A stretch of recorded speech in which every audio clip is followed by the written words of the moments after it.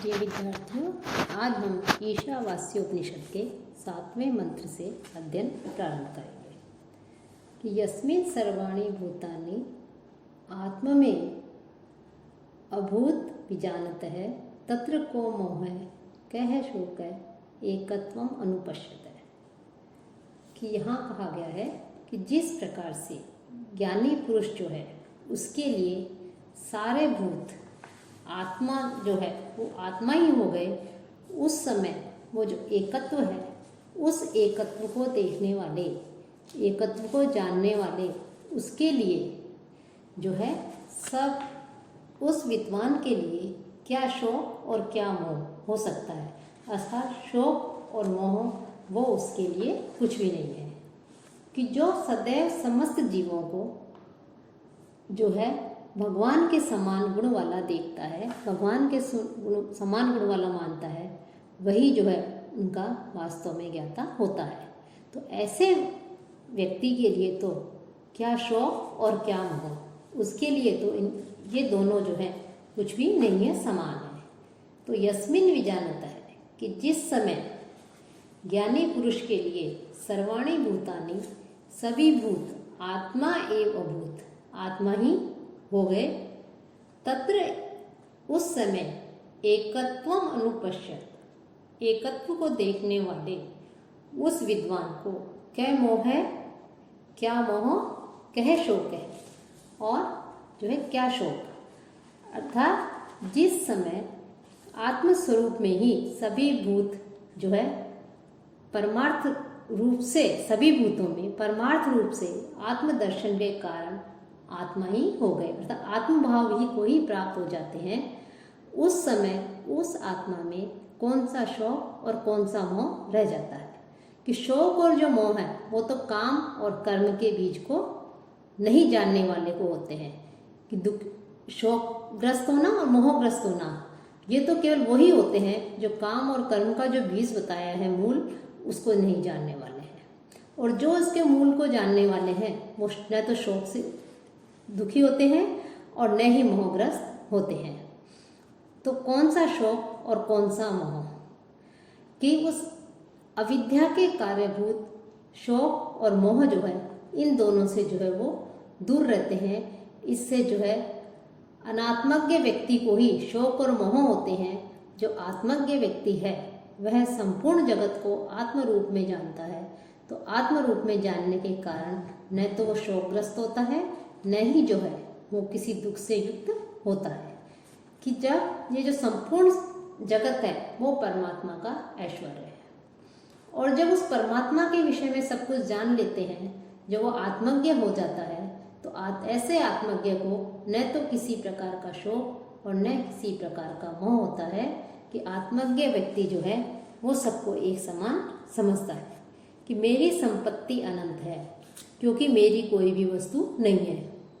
इन सभी वस्तुओं का जो हमें दिखाई दे रही हैं, इनका वास्तविक स्वामी कौन है? परमात्मा।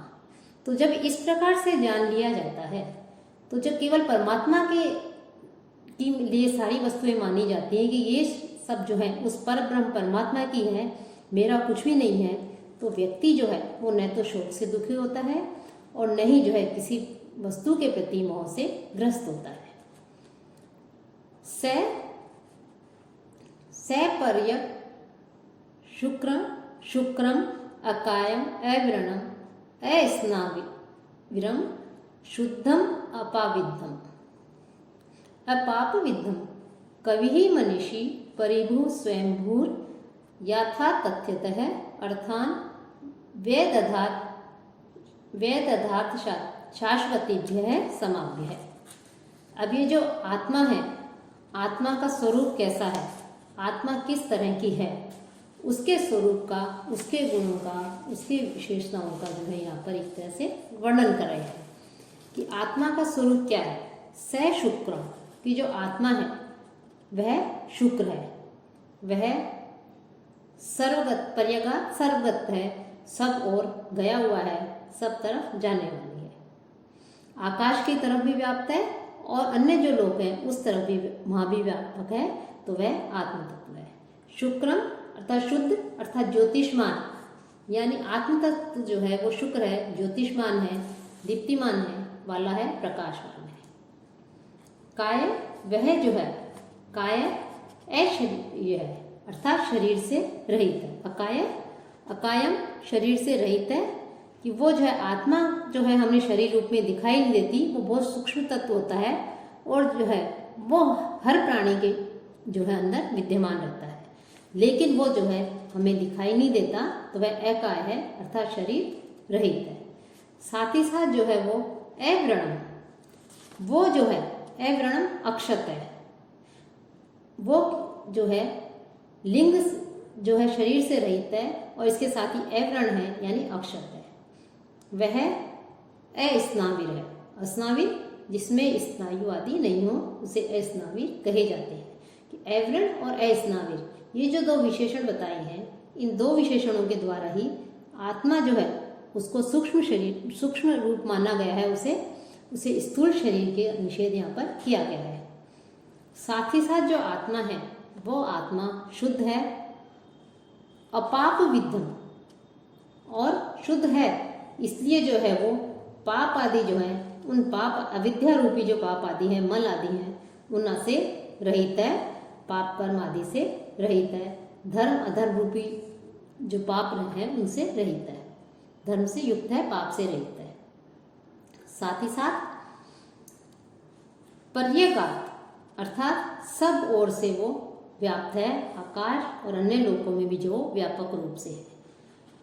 कवि ही वह कवि है, मनीषी ही वह जो है मनीषी है, वह जो है कवि ही मनीषी ही परिभु, वह कवि मनीषी और सबको सब तरफ से जो है व्याप्त किए हुए है, सबको सब तरफ से जो है वह घेरे हुए है। कि मन का जो नियमन करने वाला है मनीषी है अर्थात मन का नियमन करने वाला है, सर्वज्ञ ईश्वर है, सबके ऊपर होने के कारण वो परिभू कहा गया है, स्वयं होने के कारण जो है उसे स्वयंभू कहा गया है कि उसकी उत्पत्ति किसी ने नहीं की है, वो स्वयंभू है, इसलिए जो है स्वयं होने के कारण वो स्वयंभू कहा गया है। और जिनके ऊपर है और जो उससे भी ऊपर है वह सब वो स्वयं भी है, इसलिए उसे स्वयंभू कहा गया है। उस नित्य मुक्त जो ईश्वर है, उस ईश्वर ने वो जो ईश्वर के जो विशेषण बताए गए हैं, ईश्वर के जो गुण बताए गए हैं, उस ईश्वर ने जो है सबसे सर्वज्ञ होने के कारण यथाभूत जो कर्म है, फल और साधन के अनुसार जो है अर्थों का एवं कर्तव्य पदार्थों का जो है यथा तथ्य विधान किया है, अर्थात यथा योग्य रीति से उन सबका विभाग उन्होंने किया है। कि यथा तथा के जो भाव होता है यथा तथा का, उसको यथा तथ्य कहते हैं। कि जिसकी जो योग्यता है उस योग्यता के अनुसार पृथक पृथक जो है कर्तव्य जो है वो कर्तव्य जो है बांट दिए गए हैं उस योग्यता के अनुसार, तो यथा तथ्य है। तो इस प्रकार से यहाँ पर जो है जो परब्रह्म जो परम तत्व है, उस परम तत्व के गुणों की उसकी जो है यहाँ पर व्याख्या की गई है, उनके विशेषण बताए गए हैं कि किस प्रकार से इन सारे गुणों से युक्त जो परब्रह्म है, परम तत्व है, वो जो है इस प्रकार का है। तो परमात्मा के गुणों को, परमात्मा की प्राप्ति के उपायों और परमात्मा की प्राप्ति में जो बाधक है, विरोधी, उनको जो है वास्तविक रूप से जो है जान करके उस परब्रह्म परमात्मा को प्राप्त करने का, उसको जानने का जो है प्रयत्न करना चाहिए। तो यहाँ पर जो है परब्रह्म परमात्मा के विशेषण जो है बताए गए हैं, उनके जो है यहाँ पर गुण बताए गए हैं। साथ ही इसमें जो है आगे का जो मंत्र है उस मंत्र में बताया है कि जो कर्म की महिमा बता रहे हैं कि जो कर्म की उपासना करते हैं वे घोर अंधकार अविद्या रूपी कर्म की जो अविद्या रूपी कर्म है, ऐसे कर्म की जो उपासना करते हैं वो घोर अंधकार में प्रवेश करते हैं। तो वे और जो उस अविद्या रूपी अंधकार में रत रहते हैं वो उससे भी अधिक जो अंधकार है उसमें प्रवेश करते हैं। अंधं तमः प्रविशन्ति ये अविद्याम् उपासते ततो भूय इव ते तमो ये उ विद्यायां रतः। कि जो यह जो अविद्या रूपी कर्म है, ये जो अविद्याम् उपासते कि अविद्या रूपी जो कर्म बताया गया है उस कर्म की जो उपासना करते हैं, कि अविद्या रूपी कर्म की जो उपासना करते हैं, अंधम तमः अंधकार को, और अंधकार भी कैसा, घोर अंधकार, वो उस घोर अंधकार में प्रवेश करते हैं। और ये विद्यायाम रतः, और जो विद्या है उस विद्या में ही जो है क्या करते हैं, जो रत रहते हैं, जो उस विद्या में ही लीन रहते हैं, उसमें रत रहते हैं। ऐसे अज्ञान रूपी जो गहन अंधकार है उसमें रत रहते हैं। वो जो और भी अधिक गहन अंधकार होता है उसमें ते तत् उ भूयः इव, वे मानो उससे भी अधिक जो अंधकार है उस अंधकार में प्रवेश करते हैं। कि यहाँ पर विद्या और अविद्या का जो है एक तरह से तुलनात्मक अध्ययन हमें प्राप्त होता है कि अविद्या तो निस्संदेह घातक होती ही है, लेकिन विद्या उससे भी अधिक घातक होती है यदि वह दिग्भ्रमित हो, व्यक्ति को भ्रमित करने वाली हो।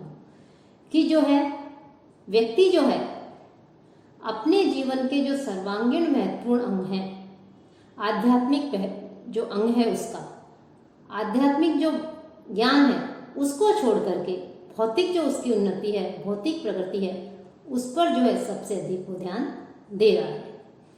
और उसको सबसे अधिक महत्व देने के कारण जो है वो आध्यात्मिक उन्नति को, ईश्वर को जो है ध्यान नहीं दे रहा है। इस कारण से जो है वो अत्यधिक गहन अंधकार में, अज्ञान से युक्त होकर के गहन अंधकार में जो है वो प्रवेश करता जा रहा है, अर्थात वो जो है दिग्भ्रमित होता जा रहा है। तो ऐसे व्यक्ति जो है उस व्यक्ति को अपने मन को जो है ईश्वर में लीन जो के प्रति आसक्त करना चाहिए। ईश्वर भौतिक जो है प्रगति है उस पर भी ध्यान दे, लेकिन उसके साथ साथ उसे अपने आध्यात्मिक जीवन के प्रति भी, आध्यात्मिकता के ऊपर भी पूर्ण रूप से जो है ध्यान देना चाहिए। कि मनुष्य जो है उसके भी अनेक वर्ग हैं, जैसे कर्म करने वाला, कर्मी, ज्ञानी, योगी। उनमें से कर्मी व्यक्ति तो वे होते हैं जो इंद्रिय जो है उनकी तृप्ति के जो कार्य हैं उसमें व्यस्त रहते हैं। कि आधुनिक समय में प्रायः हमें अधिकतर ऐसे ही व्यक्ति जो है वो हमें इस प्रकार से दिखाई देते हैं कि जो केवल इंद्रिय तृप्ति पर आधारित जो कर्म है उन कर्मों पर ही जो है वो लीन रहते, जो प्रति जो वो आसक्त रहते हैं। ज्ञानी कि जो क्या करते हैं कि जो ज्ञान जो है उस ज्ञान को जो है वो प्राप्त करते हैं, ईश्वर के ज्ञान को, इंद्रिय तृप्ति को लक्ष्य बनाकर के कर्म करते हैं। लेकिन इंद्रियों के ऊपर मन है, मन के ऊपर बुद्धि है, और बुद्धि के ऊपर जो है वो आत्मा है। तो वो जो है इस प्रकार के जो है वो कार्य करते रहते हैं। उस आत्म तत्व जो है, उस आत्म तत्व को जो है वो जानने का प्रयास करते हैं। तो ऐसे व्यक्ति जो है व्यक्ति को अपने भौतिक जो तत्व हैं, इंद्रियों की तृप्ति जो है, इंद्रियों की तृप्ति जो है, काम भावना जो है वो भौतिक जो बंधन है उस बंधन का कारण बनती है। तो उस भौतिक बंधन से मुक्त होने के लिए हमें उन कर्मों का परित्याग करके आत्म तत्व को जानना होगा, और ईश्वर जो है, ईश्वर के प्रति हमें मोह रखना होगा। ईश्वर जो है वो सर्वशक्तिमान है, सर्वशक्तिमान है। जो ईश्वर को भी विश्वास रखते हैं, आध्यात्मिकता में विश्वास रखते हैं, वो ईश्वर कभी भी जो है मोह से युक्त नहीं होते, और वो जो है स्वयं भी जो है आत्म तत्व को जो है जानते हैं, और गहन जो अंधकार है अज्ञान रूपी, उस गहन अंधकार से निकल करके जो है प्रकाश की ओर जो है के मार्ग पर अग्रसर होते हैं। तो इस प्रकार से यहाँ पर जो है अविद्या रूपी जो कर्म है उस कर्म की उपासना करने वाले व्यक्तियों के लिए कहा गया है कि वे जो है अविवेकी पुरुष जो है वो गहन अंधकार को जो है प्राप्त करते हैं, गहन अंधकार की ओर जाते हैं।